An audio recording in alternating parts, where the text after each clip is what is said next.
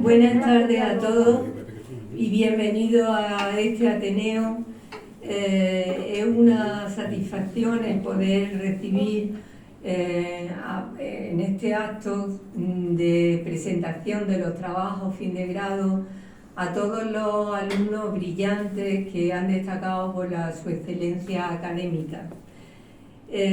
Quiero en primer lugar excusar la presencia, la inasistencia de nuestro presidente, que por motivos de otro compromiso ineludible no puede estar esta tarde con nosotros, y voy a hacer lo que él siempre suele hacer, que es a aquellas personas que no conocen muy bien el Ateneo, pues dar una mini pincelada del origen y las características de nuestro Ateneo.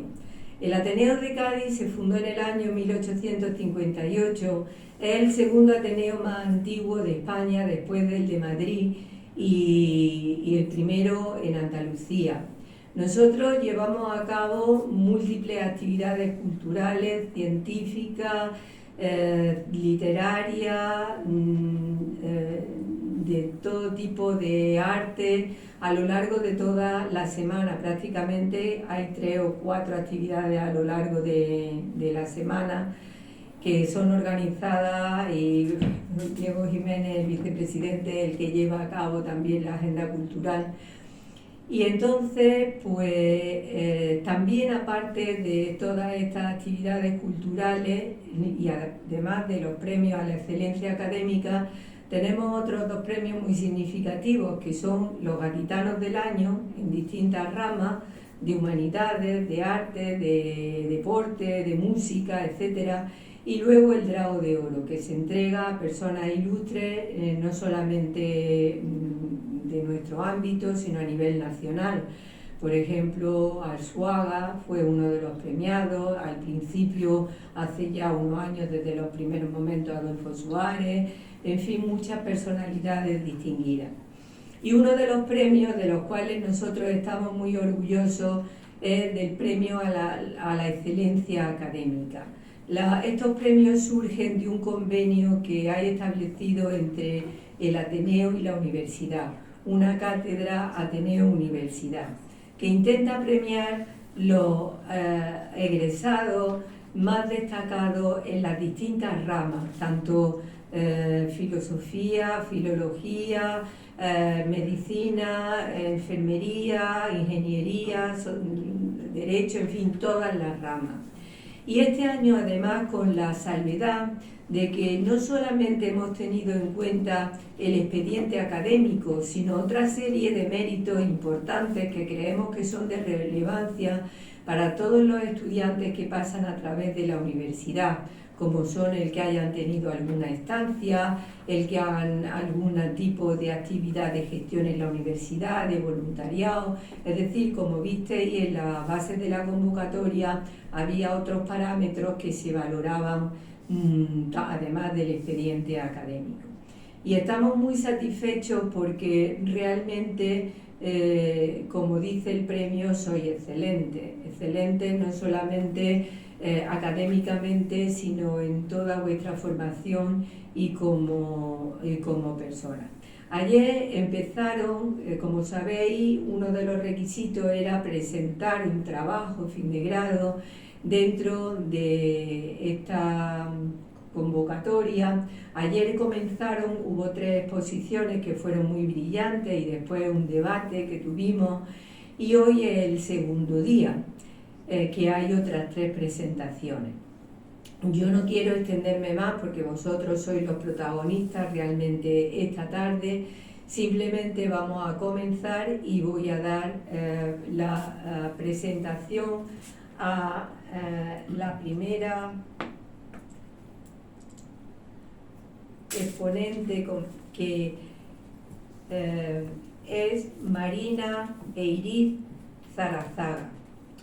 Ella, yo he tenido la oportunidad, porque me invitó a la presentación de un libro, nos invitó al Ateneo a la presentación de un libro en el que ella mantuvo un debate muy ameno y muy de gran profundidad con el autor, y bueno, pues demostró efectivamente esa excelencia que se ha ganado con el premio.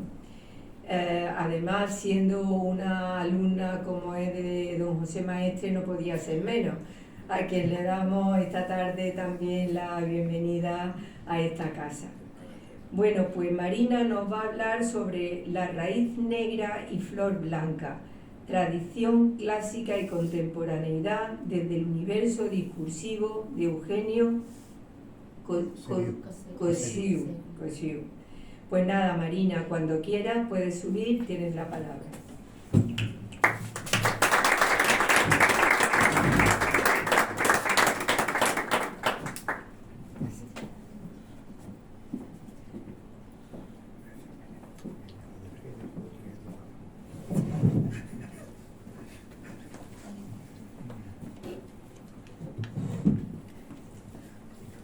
Buenas tardes.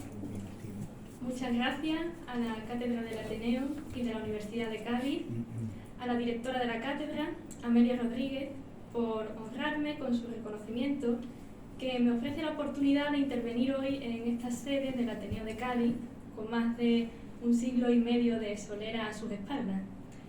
Antes de comenzar, quiero decir los nombres de valiosas personas cuyo apoyo intelectual y académico está siendo para mí fundamental en estos caminos que he elegido. En primer lugar, el latinista José María Maestre, vires acquirit eundo, catedrático de Filología Latina de la UCAM y cotutor de mi trabajo de fin de doble grado, junto con Miguel Casas, catedrático de Lingüística General de la UCAM. Un agradecimiento especial he de dirigir a la filósofa del lenguaje Ana Agut Aparicio, filóloga clásica e indoeuropeísta de la Universidad de Salamanca, que recibió directamente el magisterio del gran Eugenio Coseriu y hoy desarrolla una teoría crítica del lenguaje como una de las vertientes más fructíferas en la actual Escuela de Lingüística de Coseriu a nivel internacional. Mi agradecimiento al lingüista y catedrático de la Universidad de Heidelberg, discípulo de Coseriu, Óscar Loureda, quien desde un inicio me honró con su confianza y su apoyo, así como Johannes Cabate, lingüista y catedrático en la Universidad de Zúrich, también discípulo de Coseriu y director hoy del archivo Eugenio Coseriu y de la Revista Internacional de Lingüística Energeia, que ha acogido en su último número de 2025 una publicación mía sobre lectura, poesía latina y lingüística del texto. También quiero mencionar a Eugenia Boyola, lingüista y sobrina de Coseriu, y a su grupo de investigación de la Universidad Babes Bolyai de Cluj-Napoca, en Rumanía, por las oportunidades que me brindan de encuentros internacionales con los más destacados continuadores actuales de aquello que se inició en la década de 1950 en Uruguay, en Montevideo, con un joven Eugenio Coseriu escribiendo sus primeros, pioneros y revolucionarios escritos sobre esta realidad tan humana y tan compleja llamada lenguaje. Así pues, me alegra enormemente encontrarme entre ustedes hoy para compartir algunas ideas que han ido creciendo en mí estos últimos años en torno a los dos campos de conocimiento a los que he decidido dedicarme, la filología clásica y la lingüística. Hablaré pues desde el camino, y solo puedo ser honesta al hacerlo así, porque considero falaz toda supuesta llegada. Hablaré desde ese camino que me hace cada día aprender y percibir matices nuevos en la filología clásica y en la lingüística, dos áreas del saber que yo considero inseparables y que, perteneciendo a las ciencias humanas, a las ciencias que estudian lo que nos hace humanos, no solamente para describirnos, sino para mejorar nuestra humanidad, albergan en lo más íntimo de sí mismas la semilla de la poesía. Si yo tuviera que presentar sucintamente mi concepción de la filología clásica, sin duda alguna recordaría el brillante ejemplo de un joven y gran catedrático de filología griega que en mayo de 1869, con apenas 24 años, en el discurso de ingreso de su cátedra definió a la filología clásica como la disciplina que ha de hacer suya la actitud de la ciencia, es decir, la de entender la vida como digna de ser estudiada, y a la vez la actitud del arte, la de hacer la vida digna de ser vivida. Por tanto, supondría un inevitable empobrecimiento de la experiencia situarnos frente a la antigüedad desde un punto de vista exclusivamente científico, reduciendo a leyes gramaticales o a clasificaciones de conceptos la indomable multiplicidad de lo real. En cambio, hemos de albergar toda indagación filológica en una concepción filosófica del mundo y ensancharla con la sensibilidad artística, pues hay como un aroma de la antigüedad que ha quedado impregnado a sus palabras supervivientes y que solo nuestro instinto estético puede descubrir. Por ello, la filología clásica es un elixir extraído de raras semillas, metales y huesos que esconde dentro de sí elementos artísticos, estéticos y éticos de carácter imperativo que se resisten obstinadamente a una sistematización científica. Así se expresó con apenas 24 años el gran catedrático de filología griega llamado Friedrich Nietzsche.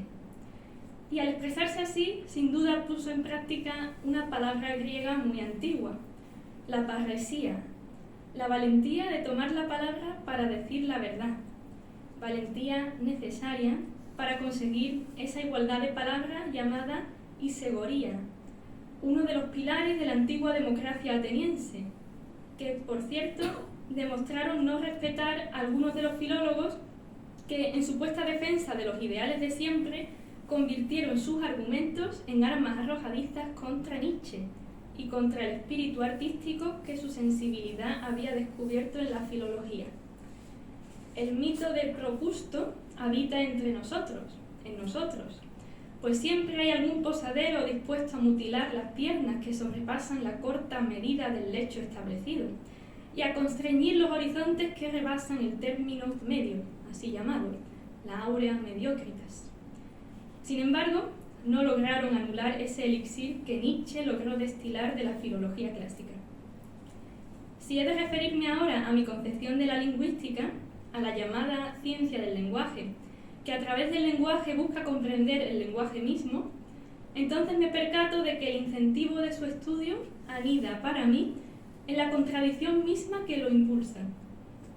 Es la tensión de una ciencia que es capaz de convertir en objeto de estudio lo que no es sino la más íntima constitución del sujeto investigador, de nuestro propio ser en tanto ser humano, el lenguaje. Por ello, en este punto he de mencionar unas lúcidas observaciones de la filósofa del lenguaje Ana Agut Aparicio, que en nuestros días está desarrollando una teoría crítica de la lingüística y del lenguaje desde la conciencia de que la lingüística, si quiere ser verdadera ciencia del lenguaje, resulta ser inevitablemente una empresa paradójica, pues tiene que confiar en el mismo lenguaje que pretende investigar, tiene que dar por conocido lo mismo que pretende descubrir y tiene que investigar su objeto usándolo desde el principio y sin cuestionárselo como herramienta de esa misma investigación. Investigar el lenguaje como problema a través de un lenguaje usado como no problemático. En definitiva, se trata de aquello que escribió un lúcido lingüista de principios del siglo XX, que, del mismo modo que los estudiosos de las religiones tienen que reconocer que los dioses no son sino palabras, nosotros los lingüistas hemos de concluir que las palabras no son sino dioses.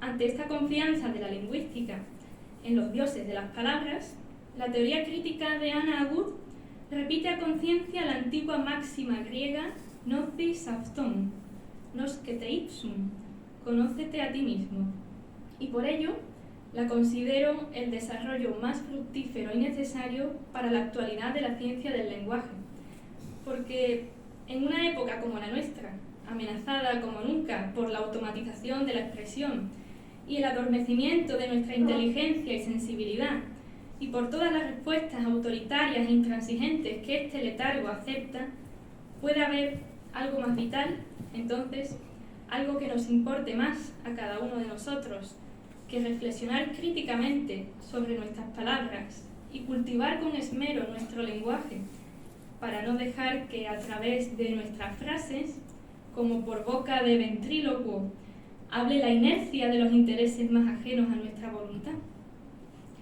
si las palabras son dioses, si sobre todo y solamente son dioses, sepamos entonces hacernos los propicios.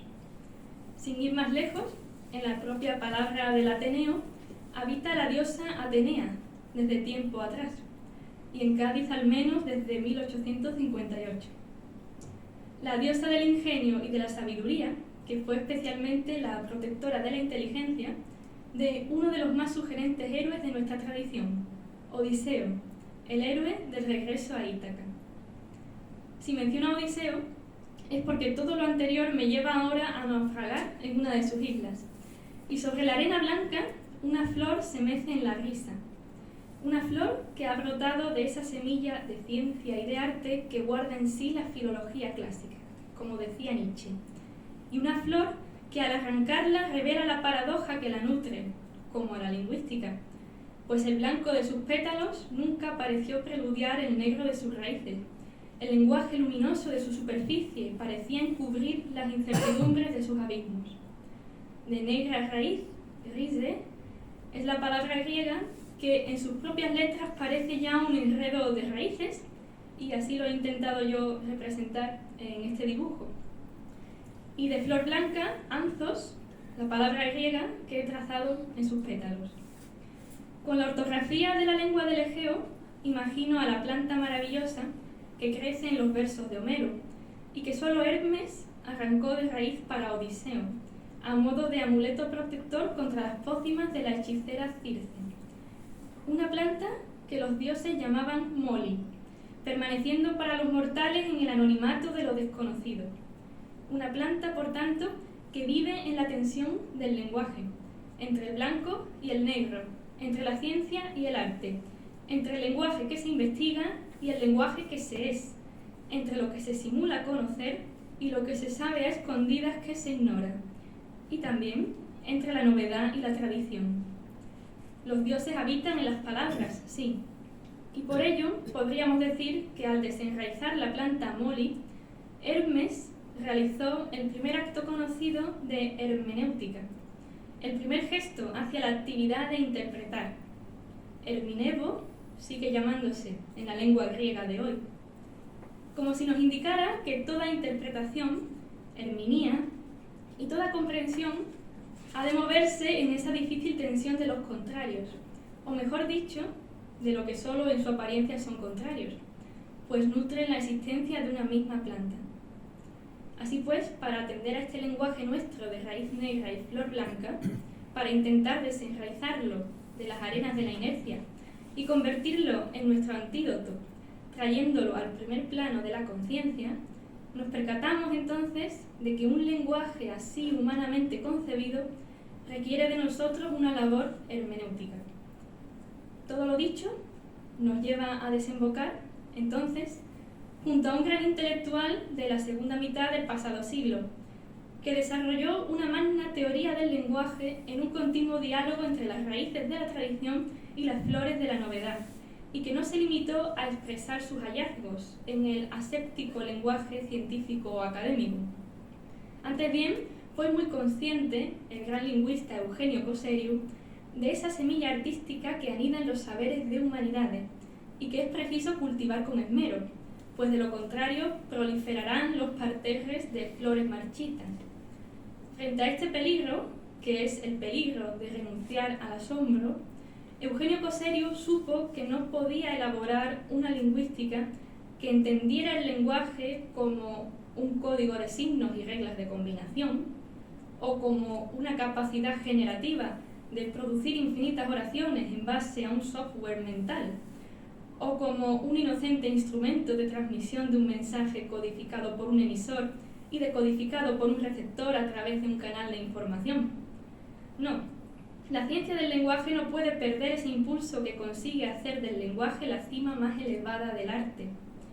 Por ello, frente a todas estas esquematizaciones y reducciones del lenguaje a uno solo de sus posibles aspectos, Eugenio Coseriu situó en el centro de su lingüística esa semilla artística, tan vinculada a la que señalaba Nietzsche en la filología clásica, e hizo crecer su teoría del lenguaje a partir de la concepción fundamental de la poesía como el ideal del lenguaje, como la expansión del lenguaje en su pleno potencial y libertad, abierto a todas esas evocaciones que quedan limitadas en otros ámbitos, como en el discurso científico o la conversación cotidiana.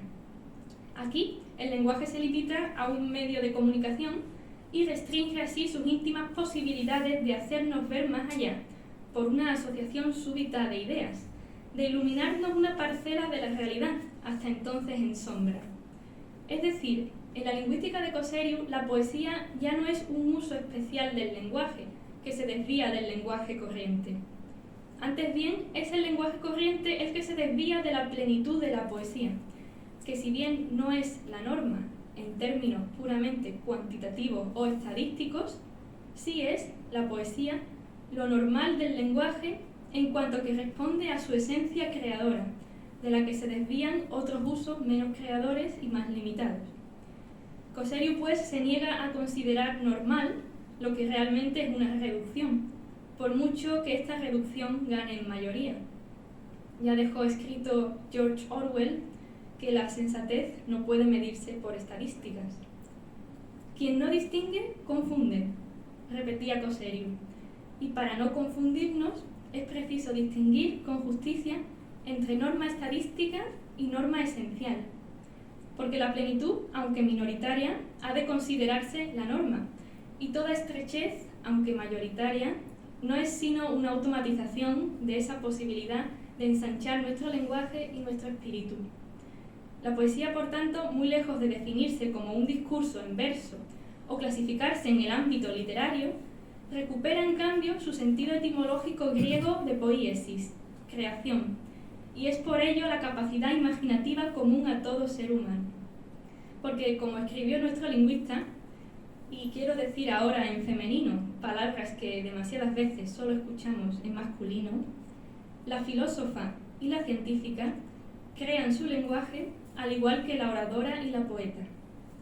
Sin duda, Cosseriu tuvo siempre muy presente aquella definición de Aristóteles de la poesía como más elevada y amante de la sabiduría que el relato histórico, por expresar no ya lo que ha sido, sino lo que aún podría ser.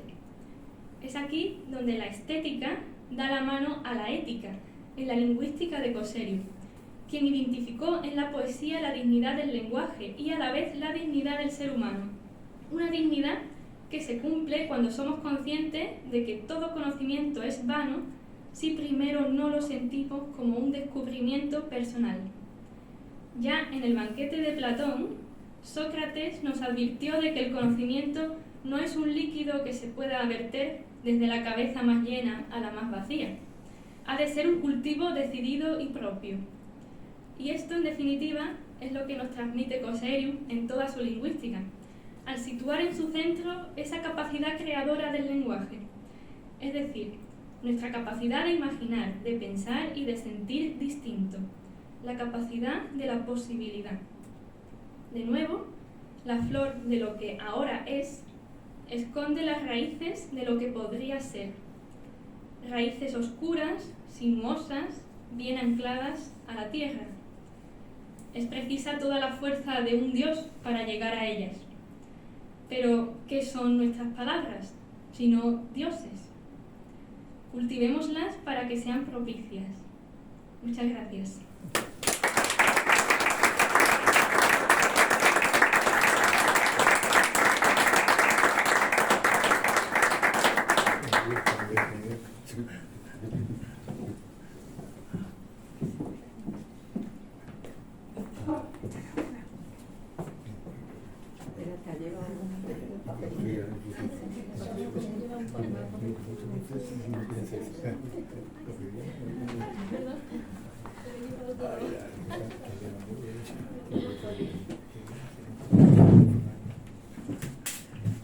Muchas gracias, Marina.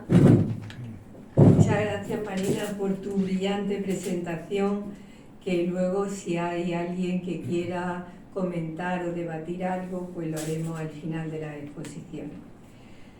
A continuación, y otro tema completamente distinto, pero aquí está la riqueza de precisamente nuestros conferenciantes, nuestros presentadores, Vamos a escuchar ahora a Práxedes Neira Gómez, del grado de Ingeniería.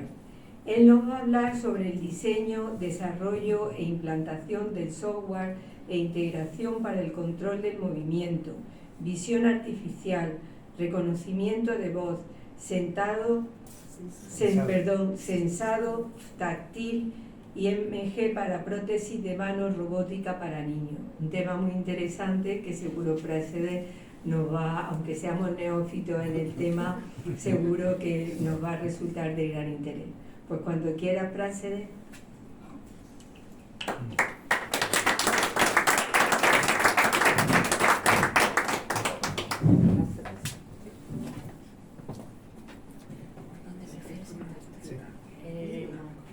Yo prefiero incluso de pie, pero lo único que no sé si escuchamos. Bueno, si no,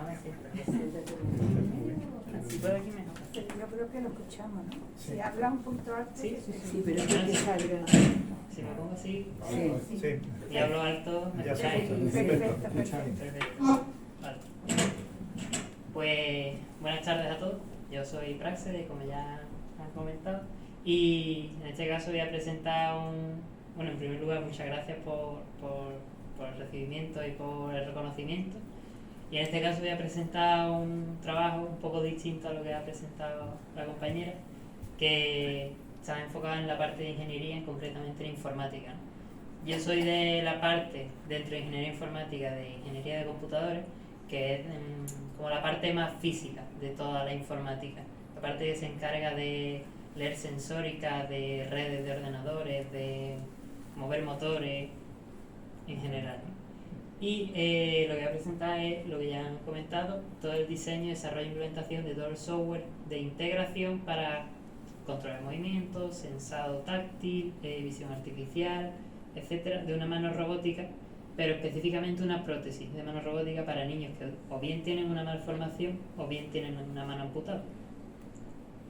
Bueno, los apartados que vamos a ver en esta presentación al final voy a seguir un poco lo que se muestra en un TFG de investigación, que es lo que era en mi caso, que al final es el objetivo, la metodología que he seguido, el análisis, el diseño, las pruebas, comenzando un poco con una introducción a las prótesis. Bueno, voy a sentarme, aquí no molesto.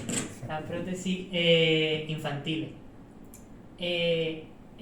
Actualmente las prótesis robóticas, concretamente de mano, a nivel de adultos sí que están bastante desarrolladas y es un mercado bastante amplio. O sea, en general puedes encontrar todo tipo de manos. ¿Qué ocurre? En los niños esto no es así. ¿Por qué? Porque al final el problema que tiene es que los niños están en etapa de crecimiento, crecen muy rápido. Entonces estas prótesis se les quedan obsoletas muy rápido.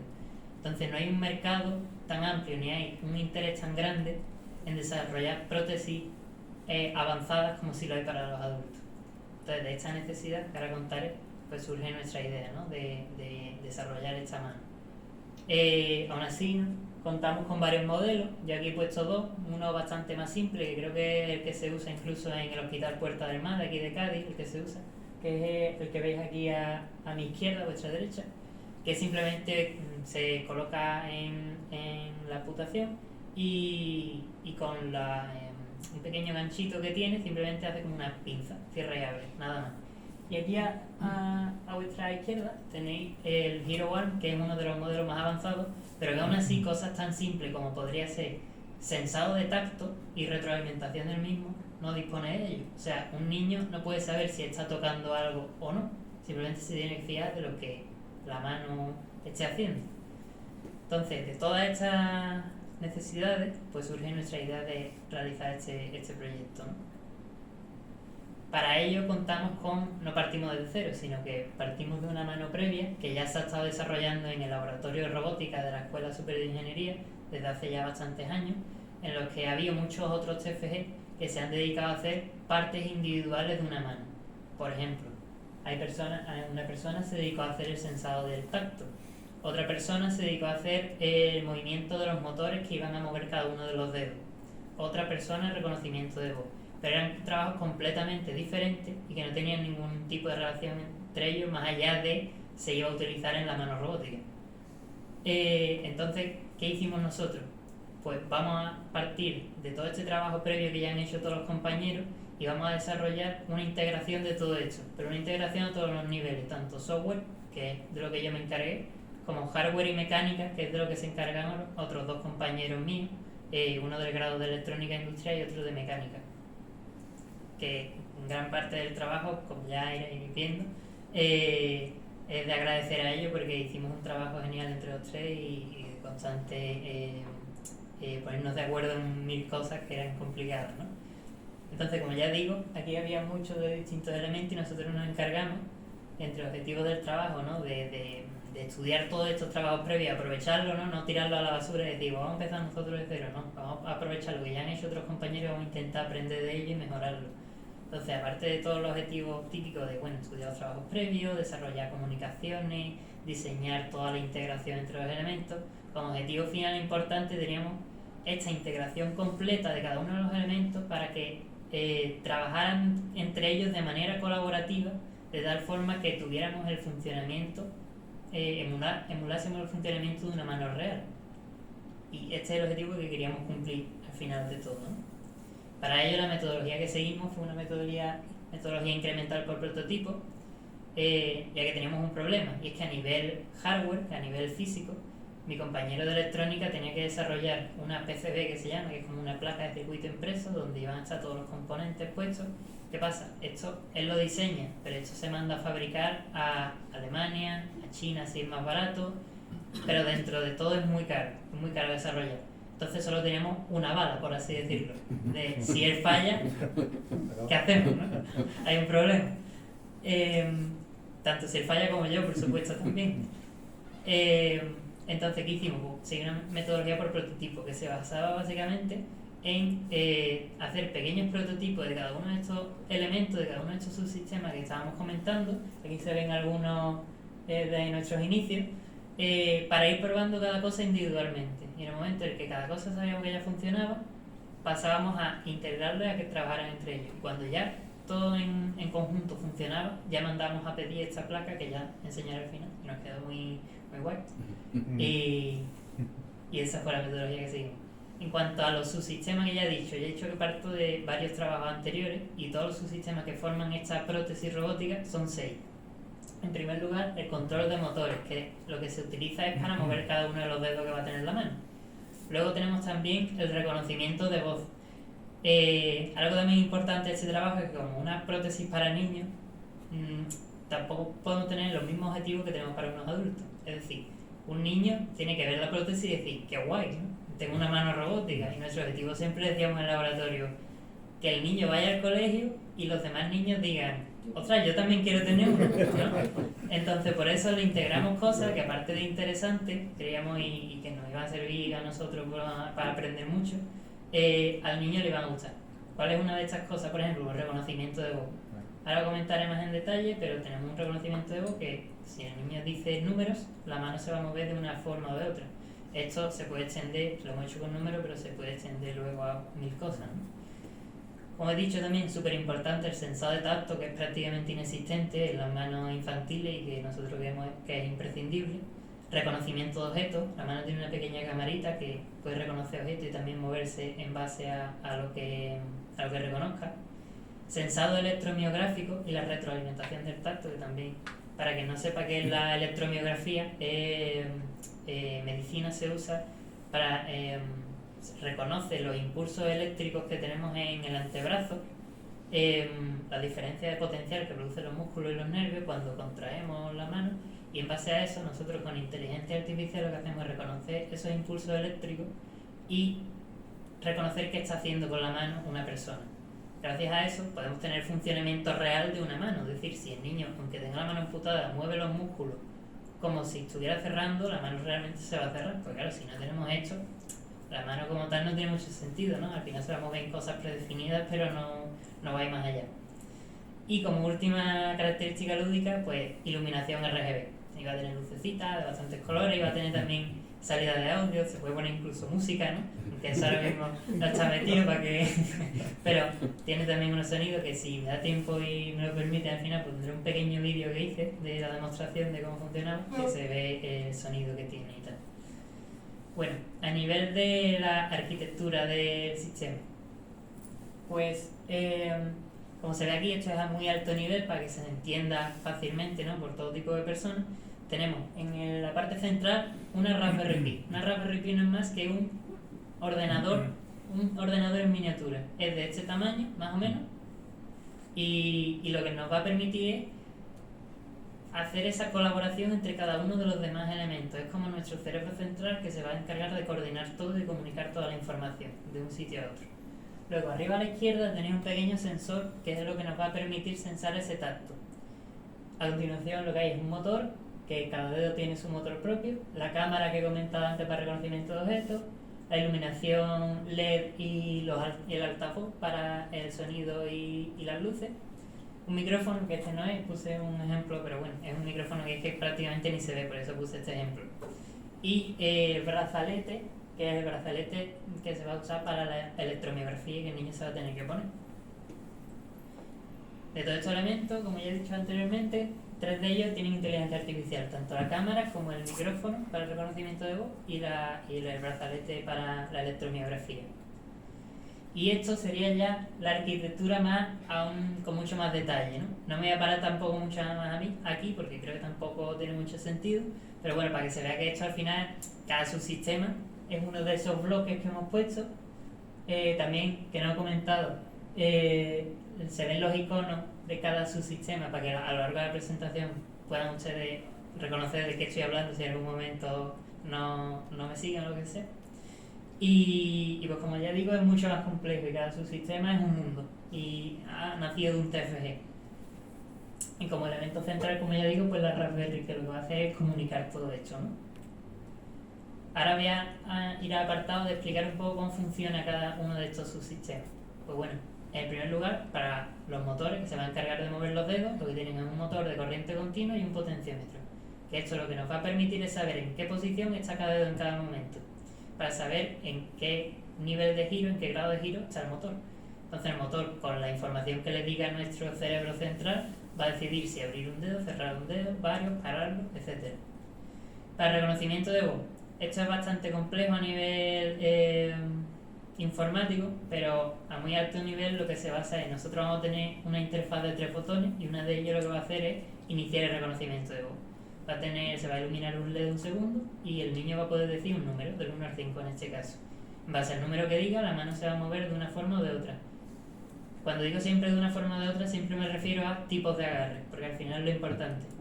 Puedes tener un agarre de cerrar la mano, un agarre de pinza, distintos tipos de agarre.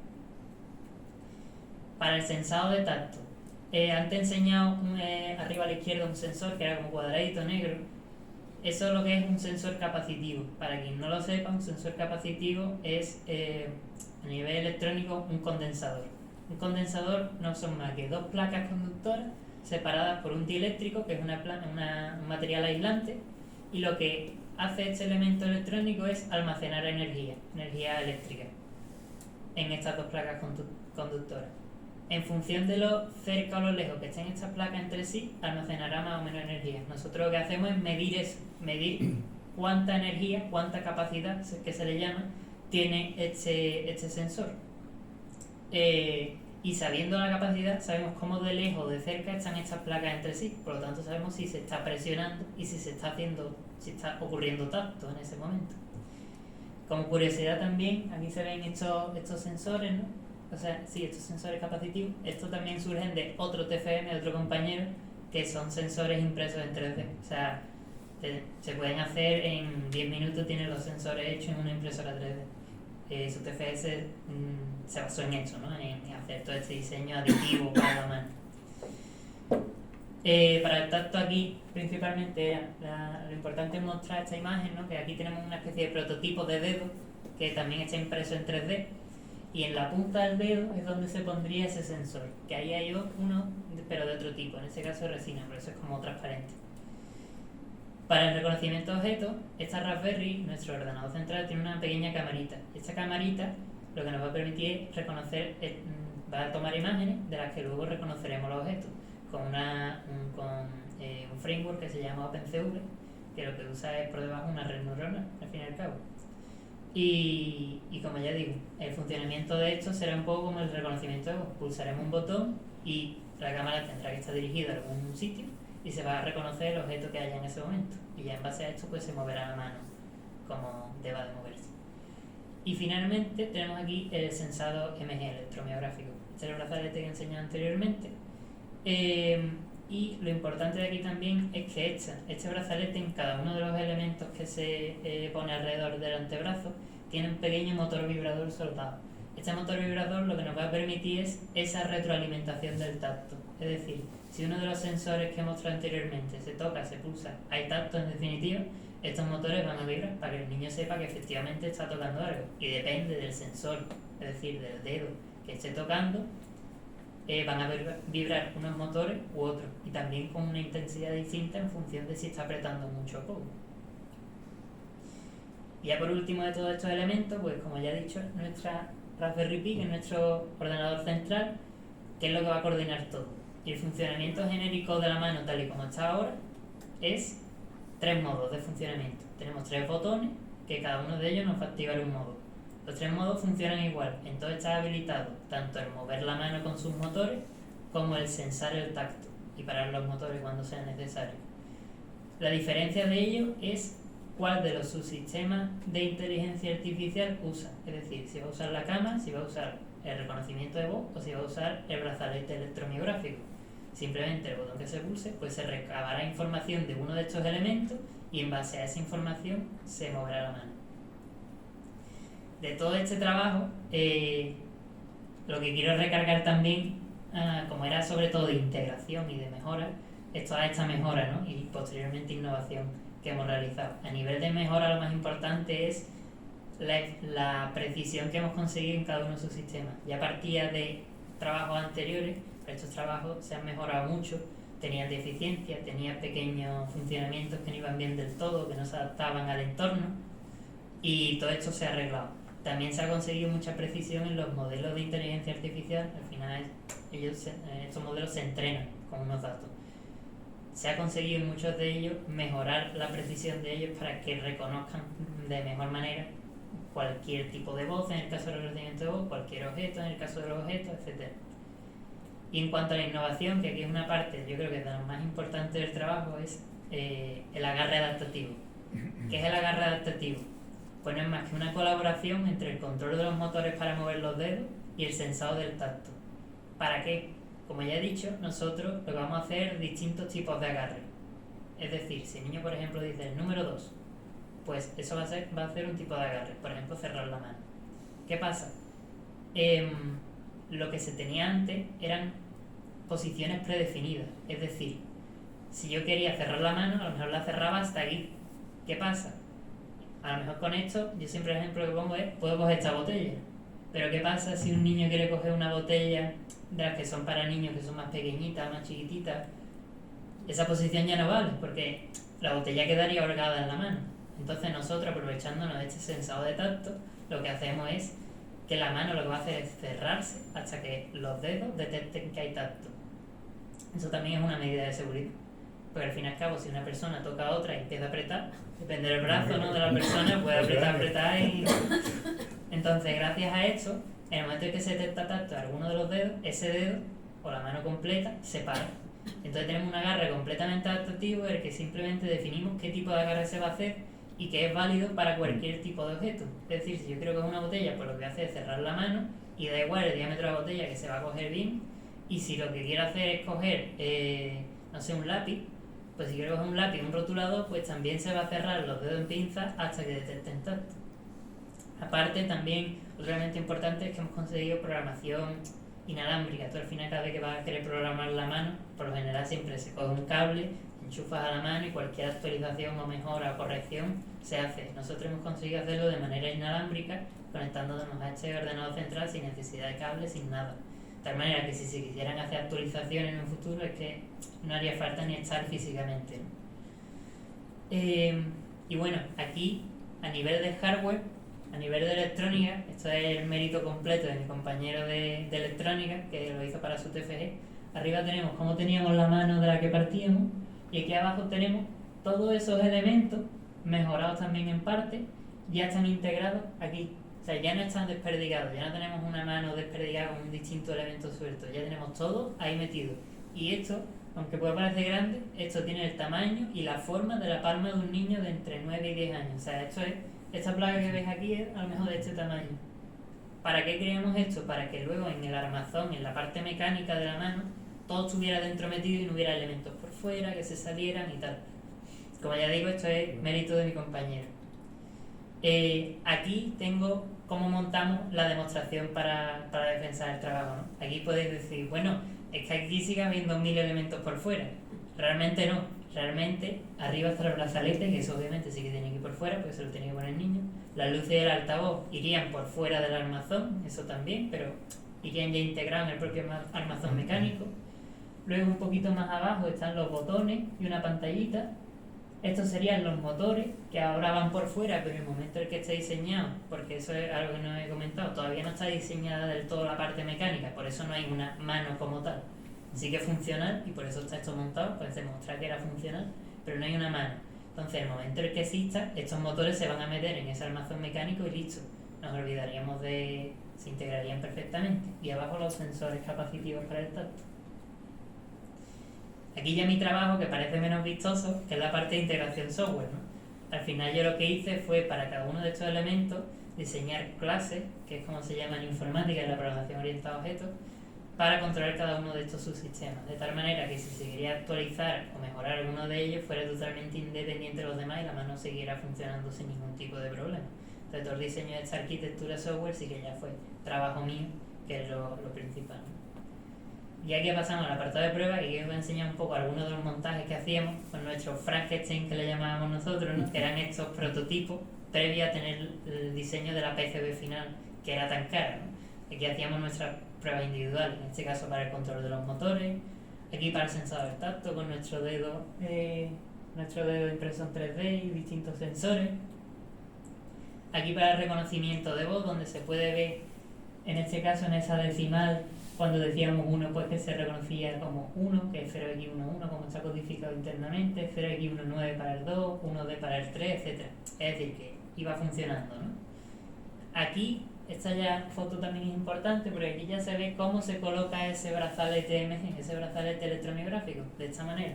El niño se lo colocaría y simplemente pues mediría, ¿no? esa diferencia de potencial en el brazo. Y esta foto también está bastante interesante, que es el reconocimiento de objetos. Esto es lo que estaría viendo la cámara de la Raspberry.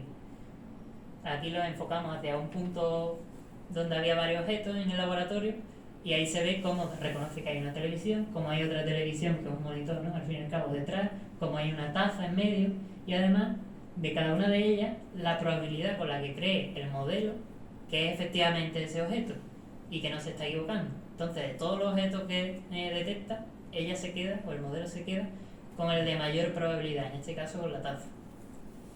Y aquí tenemos un poco, esto ya es bastante más feo, ¿no? Hasta para la gente de informática, que es un poco como se ve toda la prueba de integración final. Una vez que ya teníamos todo aquel montaje con la PCB que diseñó mi compañero de electrónica, cómo es todo integral, el funcionamiento de todo. En este caso lo que hicimos fue una prueba del modo voz, por eso está ahí voice, que lo que se hace es reconocer, aquí se me voy a poner de pie, si me lo permite, se reconoce que hemos dicho el 2, que estaba codificado por 1.9, con una calidad del 99%, el modelo cree que efectivamente he dicho un 2, y aquí lo que dice es, vale, pues muévete a la posición, al tipo de agarre número 2 que tenemos. Este tipo de agarre tiene definidas estas posiciones en los motores, y cuando, en este caso pone sensor pinky, que es el dedo meñique, que se ha tocado, es decir, hay ha habido tacto en el dedo meñique, pues entonces se dice que separe ese dedo, los demás que sigan, pero ese dedo que separe, que es lo que indica este 5.000 de aquí, que ese dedo se pare completamente. Y como se ve aquí, ya se ha parado mientras que los demás han seguido. Entonces aquí era una demostración de que efectivamente todo en su conjunto funcionaba, colaborando entre ellos, ¿no? Y por terminar ya y no alargarme más, en cuanto a las conclusiones de todo este trabajo, pues conseguimos nuestro objetivo principal, que al final era el funcionamiento colaborativo de cada uno de los subsistemas, de cada uno de los elementos que teníamos, y como parte importante también este agarre adaptativo que he comentado, que creemos que también es esencial para una mano robótica, la retroalimentación del tacto para que el niño sepa que efectivamente está tocando, y también ciertos modos de bajo consumo, porque al final esta mano lo que funcionaría es con una batería. Entonces es esencial que cuanto menos consuma cada uno de los elementos, mejor para que no dure la batería. En cuanto a la lección aprendida, pues la verdad que muchísimas. Aquí podría poner millones. Lo principal es, he aprendido mucho electrónica. Al final este trabajo era muy colaborativo y también un entorno súper multidisciplinar, con gente de mecánica, de electrónica, de informática. Todo el aprendizaje autónomo que he tenido que llevar a cabo, porque al final aquí mis tutores eran de electrónica y me ayudaban mucho con la parte de informática enfocada a electrónica, pero con otros aspectos que yo no conocía sí que tenía que formarme por mi cuenta, ¿no? Y como trabajo futuro, porque al final esta mano también, si se quiere, se puede seguir trabajando en ella un montón de años, y es lo que se ha pretendido con nuestras documentaciones, que cualquiera que llegue nuevo y quiera seguir desarrollándola puede utilizarla como un manual para seguir ampliándola y mejorándola. Entonces, como mejoras que pueden haber, pues pensamos en introducir Bluetooth para que la mano se pudiera conectar con un móvil, que de hecho eso ya lo está haciendo un compañero. La pequeña pantallita que hay donde los botones ahora mismo no se usa, pero también hemos pensado que se podría usar como otro elemento más lúdico para el niño, de ponerle un dibujito que se mueva o cualquier cosa. Sensado de temperatura, porque ¿qué pasa si alguien toca con la mano robótica algo que está muy caliente? Pues o se carga la mano robótica, o puede ocurrir que piense que eso no está caliente y lo toque con la mano buena o beba o cualquier cosa, ¿no? Entonces, elementos importantes que creemos que son interesantes y fáciles de integrar. Y pues esto sería todo, espero que haya quedado claro todo. Sí. Sí,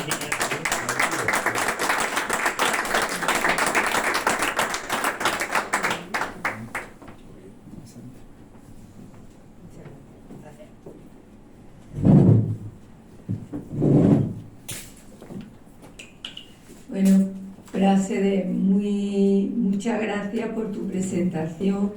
La verdad es que es un tema súper interesante, además de una gran aplicación práctica, y que realmente creo que, aparte de que ya esté empezando a utilizarse, va a tener un gran futuro.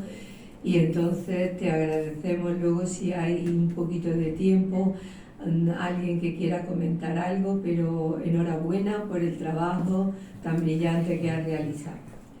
Y ahora, para finalizar, va a exponer su trabajo don Manuel Jesús Gárnica Corbacho, de doble grado en Ciencias Sociales y Jurídicas. Él viene de Algeciras, es compañero también, por lo que hemos estado hablando, del Ateneo de Algeciras, en el que colabora intensamente, y ya hemos hecho algunos contactos para que también pueda colaborar con nosotros y hacer alguna cosita por aquí. Y tiene un tema muy interesante también que ahora nos va a presentar, sobre la controversia de la dilatación de los espacios marítimos de Gibraltar y sus consecuencias medioambientales. Cuando quieras, Manuel.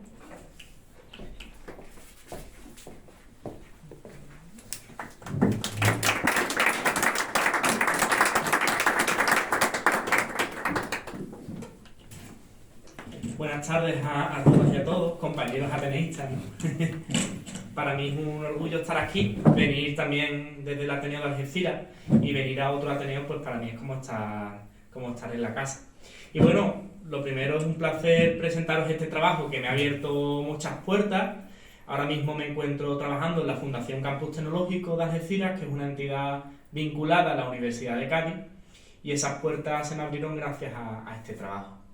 Y bueno, lo primero de todo, hablamos de una controversia, que es un problema que hay, político, un problema jurídico, internacional, que tenemos aquí a escasos kilómetros. No está lejos, un problema internacional muy relevante, que muchas veces no se le presta la atención que necesita, y es el problema de que no hay una delimitación de los espacios marítimos entre España y el Reino Unido, es decir, entre España y Gibraltar. Y esto, pues, en lo que nos hemos centrado en nuestro trabajo, era que tenía unas consecuencias medioambientales muy importantes, ¿no? Delimitar.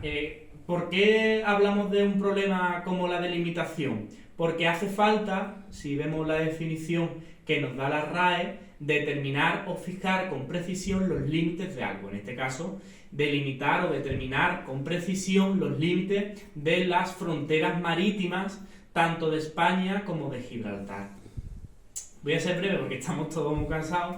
Y bueno, ¿por qué este tema digo que es relevante? Porque el Estrecho de Gibraltar es un espacio de una vital relevancia geopolítica, geoestratégica, biológica, con unos recursos marinos súper relevantes y sobre todo que tiene una característica jurídica que le da la Convención de las Naciones Unidas sobre Derecho del Mar, de la que luego hablaremos, y es que es un estrecho utilizado para la navegación internacional. Ya os digo que alrededor de 100.000 buques a lo largo del año atraviesan el estrecho. Eso significa que constantemente hay buques atravesando cada hora, incluso con mayor frecuencia a lo largo del estrecho. Y también el problema este no es único. En el estrecho de Gibraltar, incluso en la provincia de Cádiz, convergen otros problemas, ¿no? Como el problema de que hay muchas migraciones desde muchos ámbitos, que hay un contrabando importante, sobre todo el narcotráfico. En el estrecho de Gibraltar también hay un conflicto entre los buques, por ejemplo, de la Armada gibraltareña y los pesqueros de la línea, los pesqueros españoles, y sobre todo en lo que, como he dicho, me centraba en esa contaminación marítima. Ahora, seguramente eso está viniendo a la mente el Tratado de Gibraltar, ¿no? Este acuerdo de Gibraltar que se ha llegado hace escasas semanas y a lo mejor pensáis de que tiene una repercusión en este tema. Ya os adelanto que no. De hecho, el tratado tiene alrededor de 1000 páginas, lo podéis comprobar, y en ningún momento hay nada relativo a los espacios marítimos. Entonces, aunque este trabajo se hizo antes del Tratado de Gibraltar, podemos decir, y así lo hemos visto con las personas del departamento y demás, de Derecho Internacional de la UCA, de que el tratado en materia de espacios marítimos es papel mojado, valga la resonancia. Bueno, entonces nuestro objetivo era analizar las distintas controversias, tanto españolas como británicas, para ver las diferentes posturas que hay en lo que es los espacios marítimos y sobre todo en esa salvaguardia del medio ambiente en las aguas adyacentes a Gibraltar. Hay autores como Jesús Verdú, que lo voy a nombrar ahora mucho, que dice que es el tema de la delimitación de los espacios marítimos el factor que contamina toda posibilidad de cooperación. ¿Por qué? Porque realmente las aguas es una proyección más de la soberanía. Y la soberanía es un tema tabú, tanto para España como para Gibraltar. De hecho, hace unos días salía Fabián Picardo, que es el primer ministro de Gibraltar, que decía que él nunca iba a sentarse a hablar con un español de soberanía. Entonces, es un problema importante, porque hablamos de que hay unas reivindicaciones históricas, tanto de nuestro país, España, como de la propia Gibraltar y del Reino Unido. Este problema de la delimitación es muy fácil. Hay una doctrina, que es la doctrina estatal española, que dice que Gibraltar no tiene aguas. Y no tiene agua porque son aguas españolas.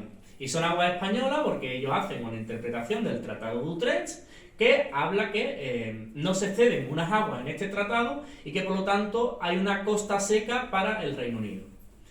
El Reino Unido y Gibraltar dice lo contrario, que haciendo una interpretación del derecho internacional más contemporáneo y de la Convención de Naciones Unidas sobre Derecho del Mar, todo Estado ribereño, es decir, todo Estado que tiene aguas, tiene derecho a tener sus propias aguas jurisdiccionales, es decir, que tengan aguas gibraltareñas. Entonces aquí hay un solapamiento de estructuras y de planteamiento, y esto que provoca una inseguridad jurídica. Pero ya es una inseguridad jurídica que afecta a millones de personas, porque si estamos hablando de que nos encontramos en un espacio donde convergen 3 estados, el Reino Unido, España y Marruecos, porque Marruecos también está en el estrecho de Gibraltar. Hablamos de que también afecta a la OTAN, porque Gibraltar es uno de los puertos más importantes para la OTAN, o ROTA, que lo tenemos también, podemos decir, en el estrecho de Gibraltar si hacemos una extensión de la delimitación. Hay muchos factores, la Unión Europea, millones de afectados. Entonces, bueno, el marco teórico es la Convención de Naciones Unidas sobre Derecho del Mar, le vamos a decir la CONVEMAR, que surge en el 1982. Previamente, porque esta convención fue realizada hace muy poco, a nivel jurídico en 1982 es muy poco, antes no había regulación de los espacios marítimos, era normal. Antiguamente pues no había unos medios, ni humanos ni materiales como los que ahora actualmente hay. Entonces ya Hugo Grocio en el 1609 tenía una postura que es la que se extendió prácticamente hasta que se firma la Convemar, que era el mare liberum. ¿Esto qué significa? Que los estados podían proyectar su soberanía en un espacio determinado que era el mare clausum, o lo que nosotros vamos a llamar ahora mar territorial, y el resto era una alta mar. Es decir, que cualquier estado, cualquier buque podía atravesar esas aguas sin ningún tipo de problema. Esta es la regulación que se hace con la Convemar. Vemos aquí este primero son las aguas interiores. Las aguas interiores, ya os digo que es competencia de las comunidades autónomas. Y esto es muy fácil. En materia de las coquinas, ¿quiénes son competentes en las coquinas? La Junta de Andalucía, ¿no? Entonces, no hablamos de soberanía, sino de competencia de las comunidades autónomas, que viene dada en la Constitución española, y realmente aquí no hay un ejercicio de la jurisdicción. Y las aguas interiores, pues son las aguas que hay en los lagos, en los embalses, pero también los que se encuentran dentro de unas líneas de base que se llaman líneas de base recta, que vienen establecidas por cuando hay una costa que tiene muchas irregularidades, se hace. Ahora os enseño un caso práctico para que lo entendáis. Pero prácticamente en las costas donde nos bañamos normalmente son en las aguas interiores. Después ya sí tenemos el mar territorial, que se extiende hasta las 12 millas, que aquí es donde realmente el Estado proyecta su jurisdicción casi sin limitación. La única limitación que hay es un derecho, se llama el derecho de paso inocente, por el cual determinados buques podrían atravesar tus aguas para ir, por ejemplo, al puerto. Es decir, que por ejemplo un buque francés venga aquí al puerto de Cádiz y haga escala en el puerto de Cádiz, porque como es un crucero, por ejemplo, pues no tendría que pedir permiso realmente porque viene a hacer escala en un puerto español. Eso es el mar territorial. Y ya después tiene distintas zonas, como la zona económica exclusiva, que es donde la gente pesca, los pesqueros españoles pescan. Y la plataforma continental, que es un espacio que está en el lecho o sublecho marino, por el cual se extraen determinados recursos. No sé si habéis escuchado, bueno, ya hace tiempo, en Canarias han ampliado o quieren ampliar la plataforma continental, y hay un problema, también una controversia también con Gibraltar, porque la afecta, pero sobre todo con Marruecos. Y en Galicia sí han podido extender su plataforma continental. Al final lo que hacen es extenderla para poder aprovecharse más de los recursos que hay en este sublecho. Estas son las aguas interiores, ¿no? Por ejemplo, si vemos aquí a la derecha que hay un cuadradito, vemos que ahí hay unas curvas. Esas curvas, digamos, que son las irregularidades de la costa, ¿no? Un determinado golfo, por ejemplo, de una punta hasta otra, ¿no? Y lo que hacen es unir desde una punta hasta la otra, y hacen una línea de base recta, y dentro estarían las aguas interiores. Y a partir de esas líneas de base recta se proyecta lo que es el mar territorial, que es la primera herramienta del derecho internacional del mar. No sé si más o menos os ilustráis.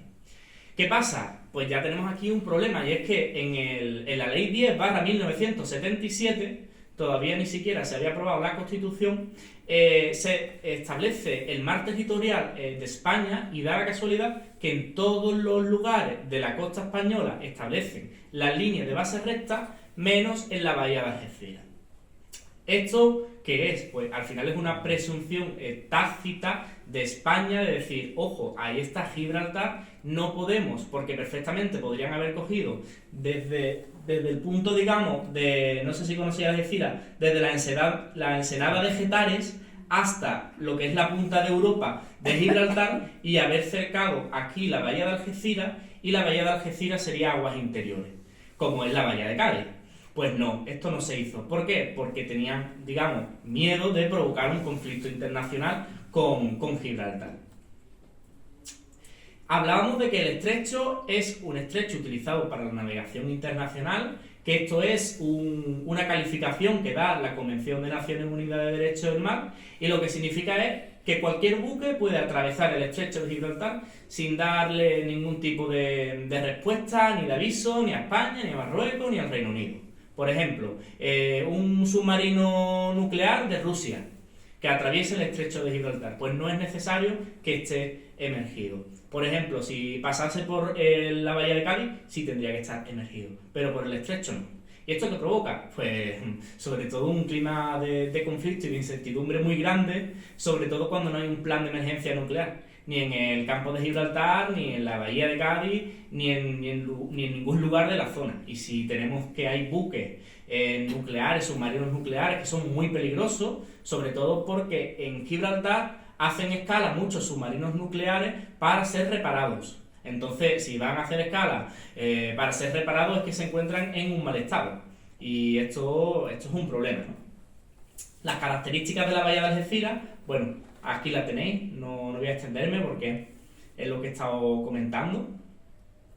Y ya en el marco teórico vemos que España tiene una ley de patrimonio natural de la biodiversidad que se enmarca dentro de la Red Natura 2000, que viene creada por la Unión Europea. Especialmente España tiene protegidas las aguas de Gibraltar, hago mención porque son las aguas de Gibraltar, con una zona de especial conservación, que digamos que es un espacio jurídico que protege unas determinadas aguas, que es la CEC Estrecho Oriental. Del mismo modo, Gibraltar, estaban los dos en la Unión Europea, que no es que hubiese una regulación distinta, estaban los dos en ese mismo momento, creó la Southern Waters of Gibraltar, que también es una zona de especial conservación que también se solapa. Y además vamos a ver que España tiene protegidas sus aguas en una misma regulación que es la Red Natura, que es Gibraltar, y hay un solapamiento claro. Ya en el ámbito de la Unión tenemos esta Red Natura, que hemos dicho que proviene de la legislación comunitaria, que es una red ecológica que protege el medio ambiente de la Unión Europea. Y en este ámbito, la Red Natura prohíbe una serie de cosas que se está produciendo también actualmente en el estrecho de Gibraltar. Por ejemplo, los vertidos sin autorización, que está prohibido por la Red Natura y por la Ley de Costas Española y sobre la Ley sobre vertido de aguas residuales industriales. ¿Qué ocurre? Que Gibraltar no tiene depuradora. De hecho, ahora otra vez ha salido la noticia. Entonces todos los vertidos van a la bahía de Algeciras y al estrecho de Gibraltar. También está prohibido el bunkering. El bunkering es una técnica que hacen los barcos de fondeo permanente, por el cual lo que hacen es suministrar combustible a otro barco, es decir, una gasolinera flotante. Esto también está prohibido. Pues resulta que Verde Mar, que es una asociación de ecologistas, ha denunciado que el puerto de bunkering más importante del Mediterráneo es Gibraltar, con más de 4 millones de toneladas de hidrocarburos trasvasados al año, sin las medidas de seguridad exigidas y promoviendo fondeaderos irregulares, ¿vale? Es decir, aquí hay una serie de cosas muy serias. Y ahora, entrando un poquito en el conflicto de Gibraltar, que seguramente ya conocéis todas y todos, la presencia británica en Gibraltar, ¿por qué está provocada, no? Tenemos el Tratado de Utrecht del 1713, que se produce una cesión territorial de la propiedad, que no de la soberanía, ahora lo leeremos, y por otro lado ellos alegan también una prescripción adquisitiva. Una prescripción adquisitiva es como si tú te encuentras un teléfono, pasan 6 años y te lo quedas, ¿no? Eso es una prescripción adquisitiva. Pues en el derecho internacional es similar, es cuando una persona, un Estado ocupa un territorio durante mucho tiempo y el otro Estado, digamos, que no se opone. Pues ellos alegan esta prescripción adquisitiva sobre el aeropuerto de Gibraltar y sobre otras zonas que en un principio eran españolas. El debate es si son ahora españolas, ¿no? Aquí vemos en un mapa, no sé si se ve bien, sí. Vemos el peñón de Gibraltar, lo que está en morado o violeta es lo que realmente se cede en el Tratado de Utrecht. Y después vemos las sucesivas ampliaciones territoriales. La más famosa es la del aeropuerto, que realmente es territorio neutro, era territorio español. Ahí estaba realmente una zona de protección, pues, para ciertas cosas. La primera ampliación, mirad si son listos los gibraltareños, fue porque había una epidemia de peste. Y claro, en Gibraltar, en la ciudad, no podían estar. Gibraltar es una ciudad amurallada, como Cádiz. Pues ¿qué hacen? Ponen las tiendas de campaña contra la peste fuera de la frontera, fuera de la muralla, con el consentimiento de España. Pero claro, se empiezan a asentar, y de hecho ahí está mi compañero Jacob, que trabaja en Gibraltar, Gibraltar está súper extendido ya por esa zona, que es la zona más moderna, y realmente es mucha cara dura, porque lo que, ya entrando aquí en polémica, fue ir ocupando, dando además a España, digamos, como ese consentimiento tácito de decir, bueno, si hay una epidemia, cógelo, pero es que las epidemias iban desapareciendo, pero ellos iban construyendo. ¿Qué actores internacionales entran? España, Reino Unido, la Unión Europea y las Naciones Unidas. En este ámbito de las aguas, aquí hay dos teorías importantes. A la izquierda vemos al profesor Jesús Verdú, de la Universidad de Cádiz. Hay que decir que la Universidad de Cádiz es, digamos, uno de los departamentos que lideran más la idea de las aguas gibraltareñas o aguas británicas, de acuerdo con el derecho internacional. Y sin embargo, la teoría de la costa seca, que hemos dicho que es la teoría más oficial, viene defendida por un profesor de la Universidad de Sevilla, que es Pablo Antonio Fernández, el hombre de la derecha, que es catedrático, ¿vale? El primero, Jesús, el de la izquierda, defiende que sí hay una cesión territorial y que todo territorio que es cedido tiene derecho a expandir sus aguas. Estemos o no de acuerdo de que Gibraltar sea o no una colonia, que lo es por el derecho internacional.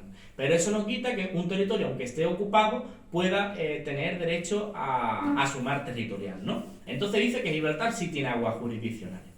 Y este hombre, Pablo Antonio, el de la derecha, se remonta más a la teoría española oficial, que realmente nace en la segunda mitad del siglo XX, que Gibraltar no tiene agua. Aquí la vemos, ¿no? La postura de Jesús Verdú, de la UCA, en donde demuestra que España ha reconocido en multitud de ocasiones, como la que hemos visto antes del mapita de la ley del 77, de las líneas de base recta, donde reconocía la soberanía británica sobre esas aguas. Y además hace una interpretación teleológica de los tratados. Aquí vemos también algunos ejemplos históricos donde se ve que España ha admitido la existencia de las aguas británicas. Este primer documento es curioso porque a lo mejor, pensando en un prisma político, pensamos que la política de derecha está en contra de las aguas gibraltareñas. Pues mirad, este documento es franquista. Se remonta a la Guerra Civil Española, estamos en 1938. Y vemos la segunda región militar del Estado Mayor, donde hace un documento oficial que se llama Aguas Jurisdiccionales de Gibraltar. Pero es que hasta las dibuja y las delimita tal cual están ahora. Para que no hubiese, por ejemplo, un buque de los sublevados que entrasen dentro de estas aguas. Esto es una misión tácita de las aguas. El General Prim también incluye una Real Orden donde establece los límites de las aguas inglesas y españolas y también, como hemos visto, esta ley del 77. Pero vamos, que esto es constantemente. Llega, por ejemplo, un buque de la Guardia Civil o de Salvamento Marítimo Español y ellos no atraviesan las aguas de Gibraltar. Sin embargo, los gibraltareños sí atraviesan las aguas españolas, que ese es el problema que viene con los buques pesqueros de la línea. Hay un pesquero de la línea que se pasa en menos de una milla y ya está ahí la Armada Británica de Gibraltar dándole daños, y ahí ha habido pues, muchos conflictos y muchos problemas serios. La postura de la doctrina seca es la de este señor, la del profesor Pablo Antonio Fernández, y dice que en el Tratado de Gibraltar no hay una mención a las aguas, solo se mencionan las aguas portuarias, que por cierto son aguas interiores, como las que hemos dicho, y que en el propio tratado se dice que se entrega el territorio sin jurisdicción alguna, solo a la ciudad, a la defensa, al puerto y a las fortificaciones. La postura oficial española es más como esta, de la doctrina de la costa seca, y aquí vemos el artículo 10 del Tratado de Utrecht, que es por el cual se cede Gibraltar. Bueno, recordemos que con Utrecht no se cede solo Gibraltar, se cede también Menorca, ¿no? Exactamente. Sin embargo, Menorca es devuelto a España, Gibraltar no. ¿Por qué? ¿Qué interesa más al Reino Unido? Pues obviamente Gibraltar, que está en un espacio, como hemos dicho, de vital relevancia internacional. En este tratado, en este artículo, se dice que, aquí lo vemos, que se entregue la dicha propiedad sin jurisdicción alguna territorial y sin jurisdicción y sin comunicación alguna abierta con el país circunvecino por parte de tierra, ¿vale? Es decir, que solo se ceden las aguas portuarias. El Reino Unido tiene también su delimitación de las aguas, que las vemos aquí. Estas son las aguas de Gibraltar, que son las British Gibraltar Territorial Waters, ¿vale? A nivel de las Naciones Unidas, hemos dicho que Gibraltar es una colonia, y es una colonia porque lo dice las Naciones Unidas. Hay distintas resoluciones como la 2231 o la 2353 donde se dice que es un territorio pendiente de descolonización, igual que el Sáhara. Y parece que es el mismo problema, que ni uno ni otro Estado quiere mojarse y proceder a ese proceso de descolonización, ¿no? En el ámbito internacional también está este principio de la tierra domina el mar, que significa que todo Estado, como hemos mencionado, tendría derecho a expandir su jurisdicción más allá de su territorio, es decir, a las aguas. Que si tú tienes agua, que si tú tienes playa, pues tú puedes tener ahí una frontera marítima y poder controlar ahí si hay narcotráfico, si hay migrantes o cualquier cosa, ¿no? A nivel también de tratados hay un convenio, que es el convenio de los tratados o el convenio sobre los convenios, porque regula cómo van a funcionar el derecho de los tratados. Este convenio se firmó en Viena en el 69 y decía que había que interpretarse atendiendo a la finalidad de este tratado, ¿no? Si aplicamos este tratado al de Utrecht y hacemos una interpretación teleológica, tenemos que ponernos en el prisma de en el 1713. ¿Qué se iba a ceder? Se iba a ceder la tierra, obviamente, pero es que en el 1713 no había una regulación del derecho del mar. El derecho del mar, como hemos dicho, surge en el 1982, tal cual lo conocemos hoy. Entonces, obvio que en aquel entonces no se hiciera una mención específica a las aguas. Es que no hay ningún tratado de la época que haga mención a las aguas, es que las aguas es algo moderno. ¿Y por qué ahora sí es necesario? Porque ahora hay tecnología para poder, por ejemplo, coger los minerales que tiene la plataforma continental, pero entonces no. Entonces ahí está el debate importante. En la época pre-Brexit, es decir, cuando Gibraltar estaba dentro de la Unión Europea, paréntesis, Gibraltar, más del 90 y pico por ciento de los gibraltareños votaron a favor de seguir quedándose en la Unión Europea. Es decir, ellos querían y quieren seguir siendo parte de la Unión Europea. Pues dentro de este contexto vemos cómo hay dos decisiones de la Comisión Europea en el que se crean espacios naturales protegidos. En el 2006 se crean las de Gibraltar, que es la Southern Waters of Gibraltar. Y en el 2008, es decir, 2 años posteriores, España crea la Zona de Especial Conservación Estrecho Oriental. Es decir, aquí el solapamiento nace por España.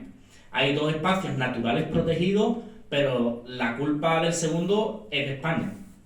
Pero es cierto que España dice que son sus aguas. Entonces, ojo, a nivel jurídico esto es interesante para el problema que vamos a ver ahora y que seguramente conocéis. En el 2023 se ha creado otra zona de especial conservación, Estrecho Occidental, que creo que afecta incluso un poquito a la bahía de Cádiz.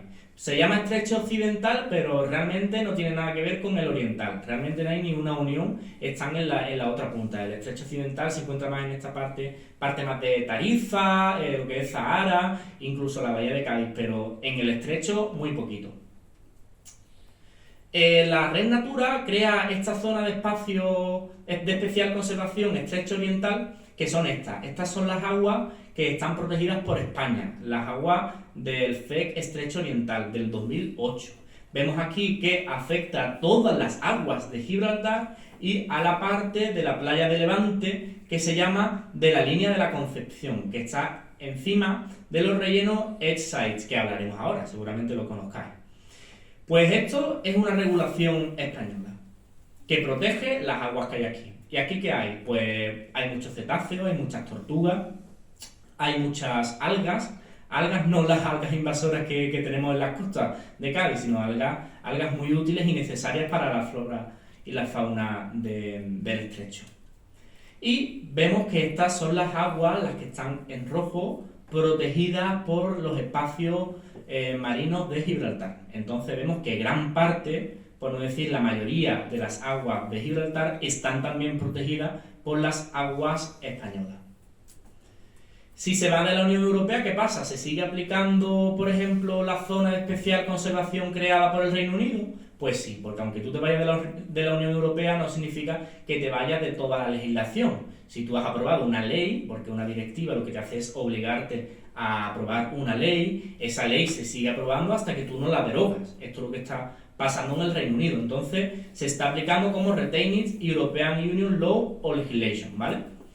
En España se mantiene el mismo régimen, seguimos con esta zona de especial conservación y demás. Es cierto que ahora el Reino Unido se le ha metido en la cabeza de meter estas aguas suyas en la Red Esmeralda, que es un espacio natural que está en el ámbito del Consejo de Europa, que no es la Unión Europea, que es una institución completamente distinta, y en este marco del convenio sobre conservación de la vida silvestre y del medio natural en Europa han querido meterse. España se ha opuesto. España ha dicho, que además es súper curioso la decisión, dice: España nunca ha reconocido ni va a reconocer ninguna soberanía o jurisdicción del Reino Unido sobre sus llamadas British Territorial Waters of Gibraltar. Esto es constante en la política española. Raro es el tratado que España no se adhiere, en el que no hay al final una reserva que se llama, en el que no hay una mención propia a Gibraltar, ¿vale? Y bueno, ya para ir concluyendo, vemos que hay un solapamiento de estos espacios y aquí tenemos el quid de la cuestión, ¿no? Unos rellenos que están en la ladera este del Peñón de Gibraltar, en unos espacios que están protegidos tanto por la legislación española y por lo tanto de la Unión Europea, como por la propia del Reino Unido.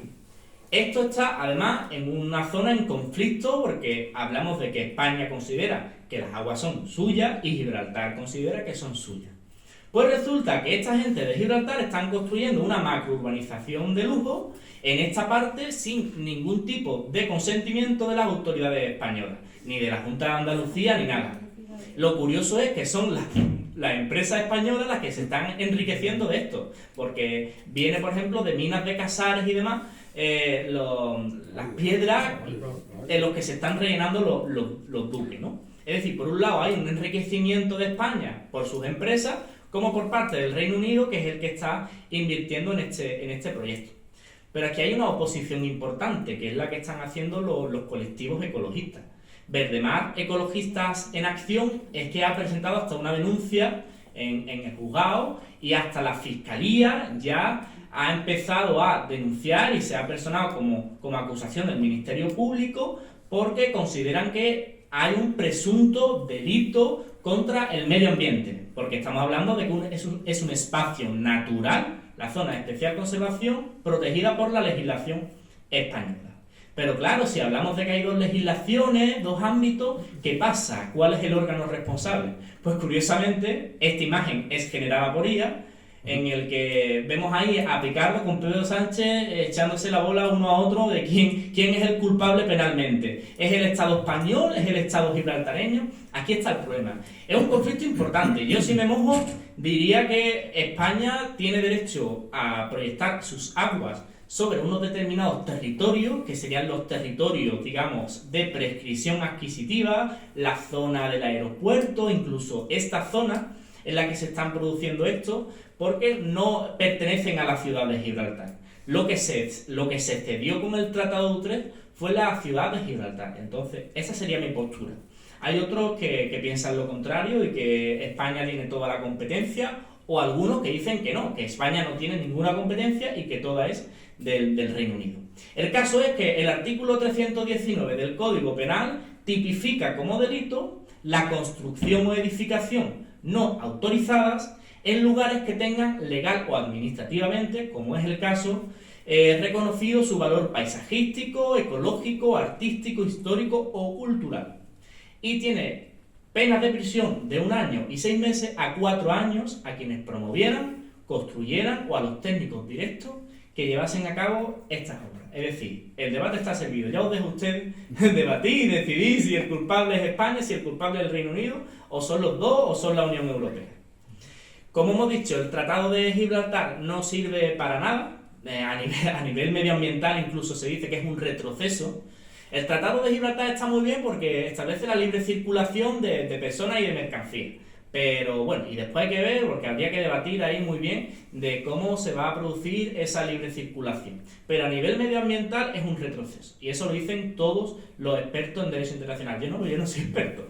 Yo ahora me estoy especializando en derecho del trabajo. Lo que pasa es que hice mi TFG en esto y es un tema que me gusta mucho. Después, el tema de Ucrania, Palestina y todas estas cosas.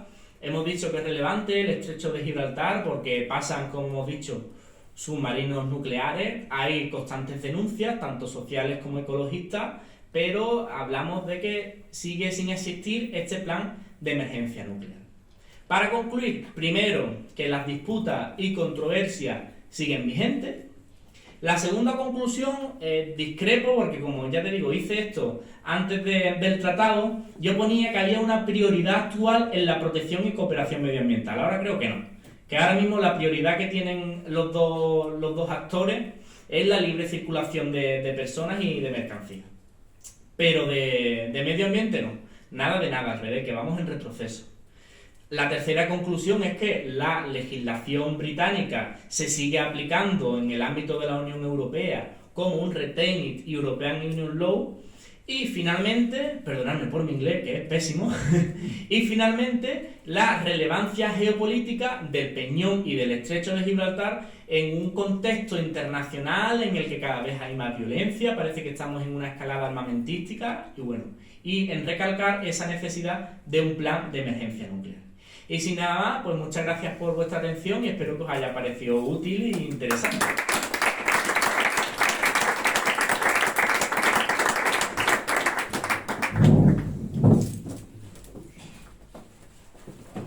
Bueno, muchas gracias, Manuel. Muchas gracias. Me llevo la botella, ¿vale? Bueno, queremos darle las gracias también a Manuel Jesús por la brillante exposición y el problema tan interesante que hay con el tema de las aguas en la zona de Gibraltar, marítima, etcétera. Sería un motivo de debate muy interesante. Lo que pasa es que no hemos comido pues todo el tiempo, porque está prevista la terminación del acto a las 8:30, que es cuando se cierra el Ateneo, y ayer, terminamos a las 8 menos 5 y estuvimos pues casi media hora de debate. Nos hubiera gustado mucho continuar porque han sido 3 temas súper interesantes y realmente que dan para mucho juego a la hora de preguntar y de compartir. Nos quedamos con lo que habéis expuesto vosotros y en todo caso sería motivo también de que más adelante pudiera incluso en algún acto o en alguna actividad de las culturales que nosotros presentamos, que vinierais a desarrollar más extensivamente pues los trabajos que estáis realizando ya con aportaciones más personales. Entonces queremos agradeceros a los 3 vuestras presentaciones, queremos animaros a que sigáis adelante y a que colaboréis también con el Ateneo en todas las actividades culturales que estamos realizando y que vosotros realmente pues sois un futuro importante para el Ateneo. Pues nada, muchas gracias a todos y a los asistentes también. Muchas gracias.